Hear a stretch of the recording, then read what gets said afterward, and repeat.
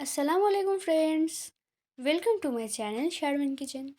আজকে আমি আপনাদের সকলের সাথে শেয়ার করছি গ্রাম বাংলার ঐতিহ্যবাহী পিঠা দুধ পাকন পিঠা। কোনো ছাঁচ ছাড়াই বানিয়ে ফেলতে পারেন এই পিঠা। এই পিঠা দেখতে যেমন, খেতে অত্যন্ত লোভনীয়। তো চলুন দেখে নেওয়া যাক আজকের রেসিপিটি। কড়াইয়ে দিয়ে দিচ্ছি 1 কাপ জল। জলের মধ্যে দিচ্ছি 1 টিস্পুন লবণ। জলটা ফুটে ওঠার আগের মুহূর্তে 1 কাপ ময়দা দিয়ে দিচ্ছি।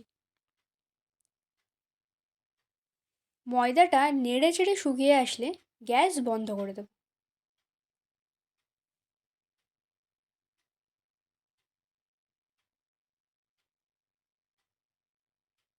হালকা একটু গরম থাকা অবস্থায় মেখে নিতে হবে।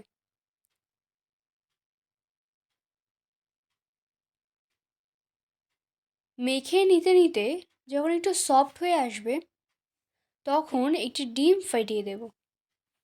একটি বাটিতে একটি ডিম ফেটিয়ে নিচ্ছি। ওই ফেটানো ডিমটা কিছুটা দিয়ে দেব।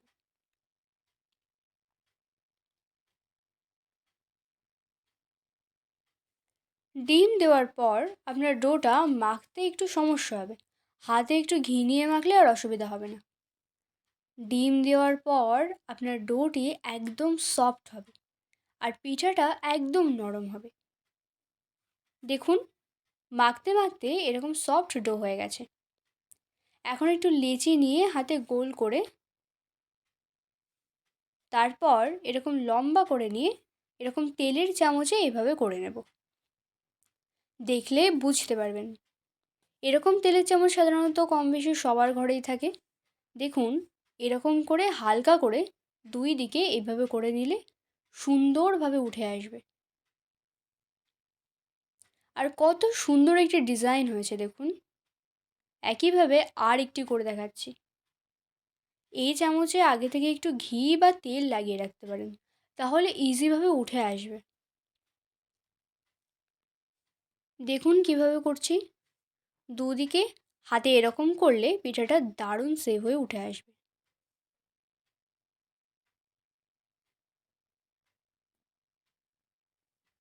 সবগুলি করে নেওয়া কমপ্লিট। এবার ভেজে নেব। তার জন্য কড়াইয়ে তেল দিয়ে তেল গরম হয়ে গেলে পিঠাগুলো ভেজে নেব।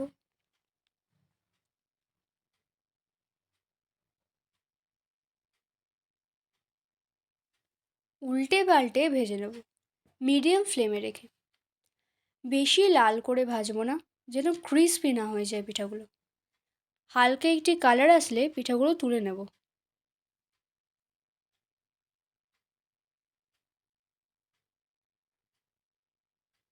পিঠা ভাজা হয়ে গেছে।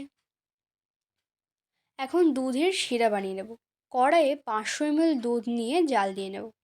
ফ্লেভারের জন্য দারুচিনি ও এলাচ দিয়ে দিচ্ছি। এলাচগুলির মুখ ফেটিয়ে দিয়েছি। আর দিচ্ছি 1/2 কাপ চিনি।